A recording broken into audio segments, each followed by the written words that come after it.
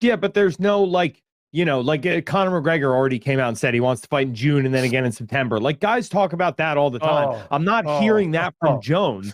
I'm not hearing, yeah. I want to fight Stipe in the fall and then I'll fight you at International Fight I Week feel like next year. Jones is a little bit more tactical and based in reality when he's talking about the future, whereas people like Conor are shooting for the best case scenario of their career, right? Like he didn't know he was going to go be the double champ, but he called for it and he got it. And that shit happens. But it could have just as easily not happened. I mean, Connor's. All right. That's a nice segue to Connor now and get off Jones because we've kind of said our pieces on that. He came out and said he wants to fight because he's doing a lot of press right now for the Roadhouse movie, which I think gets released in a few days. By all accounts, it's pretty good from what I've seen. A friend of mine, Daz Morris, went to watch it. He got invited down to the premiere. Said it's decent. Said McGregor's pretty good in it. So congrats to him and everybody involved. But because of that, he's doing a lot of media. And he was asked, he said, hopefully, he's still hoping for Mike Chandler in June. That's what he said. I was hoping for a December date, then a January date, then it keeps getting pushed back. Then I lose interest and I stop training for a while. Not stop training. I'm always training, but stop full training and start drinking a little bit. So I'm going to go back, regroup, get full tested and get ready to rock. The date's going to come and then I'll be ready to rock. Look, listen, I hope so. But until we see him with a date lined up, I'd take it over the pinch of salt, to be honest. You know what I'm saying? He's cracked the code. He's made the money. We've been over this a million times, you know? Is he ever going to fight again is a better question. Is he ever going to fight again? You know, I hope so. I do. I think MMA is a better place with him involved. But he doesn't need to. And for everything that he says, you know, if we're not seeing a fight or a date materialize.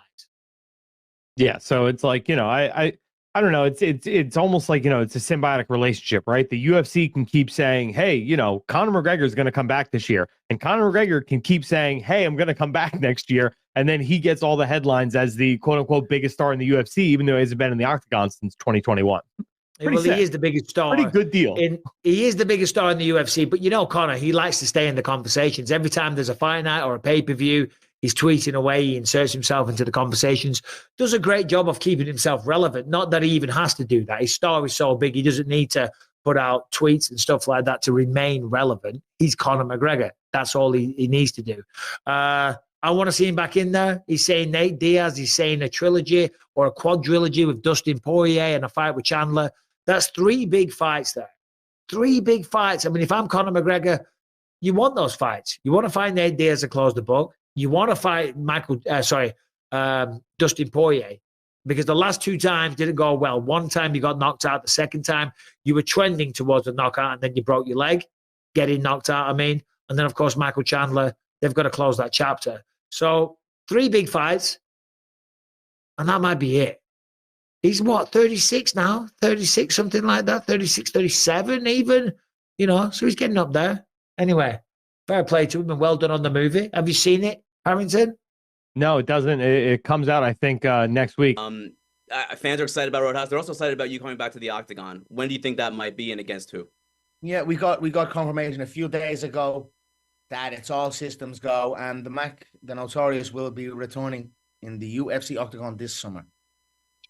This summer. That's Chandler, Michael Chandler? Yes, Michael Chandler, yeah. 185. Oh, he's so up, yeah. Announced. Now, look, see this. It's Chandler. You got to shut up, Michael, you imbecile. The blade doesn't shut up. But see him on Raw and all. I like Mike. I'm gonna bust him up. I'm gonna bust Mike up, yeah. So if I say it, I do it. If I don't say it, and if I say it, it gets done. End of. And put that in my stone. And so Chandler in the summer. Wait, we're having a bit of laugh. I was having a bit of laugh with the 185. I haven't checked the scales, Mark, since the last time I weighed in at a UFC event, which is a fair bit of time ago. So I'll have a chat and I'll see where I'm at. But I got great news. It's all systems go. Thumbs up. Got the call. Everything's sweet.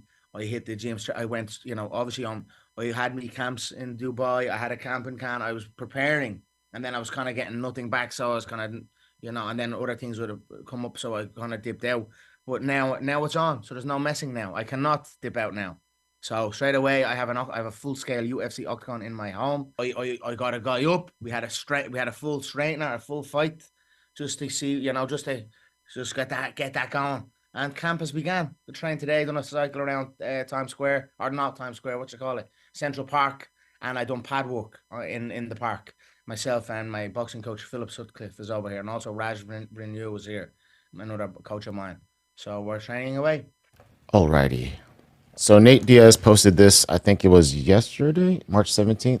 Yeah. That'd be yesterday. Yep. So it's about Conor. And Okay. so he's just saying this was me before Conor even got here. He's talking about obviously the UFC. They want you to die before you get out of these contracts. It's up to you to make something pop. No one gonna help you out, but free Conor. It's Patty's Day in this bitch. It's because he wants to fight him outside And then the this is UFC what so they Conor- make all the money. Conor wrote. So Conor put, I was hoping for a December date, then a January date, then it keeps getting pushed back, then I lose interest and stop training for a while. Not stop training, I'm always training, but stop full training and start drinking a little bit. So I'm going to go back, regroup, get full tested, get ready to rock. The date's going to come, then I'll be ready to rock. Something's going on there. I told you guys this a long time ago. He only has 2 fights left on his contract. They have the Netflix deal, so it seems like they're kind of just dangling the carrot in front of his face, this Irish horse's face, to get him across the finish line. Keep teasing the fight. Keep telling Netflix, look, we got Conor. He's the biggest draw of all time. Look, we got him. Give us money. Give us the TV deal. Here we go. Boom, get that. And then, then they'll negotiate with him. Something's going on there. Why you don't fight your biggest star? I don't know. Why he was on 300? I don't know. There's more to the story than this. But Nate's right. You got to force their hand. You have to. And they don't need, and I think more now than ever, they're willing to be like, all right, go do your thing. Like, I'm pretty sure Jorge and Nate had to get permission from the UFC to fight in Yeah, boxing. I think they're both still under contract. So the UFC is like, yeah, we don't care about any of that stuff now.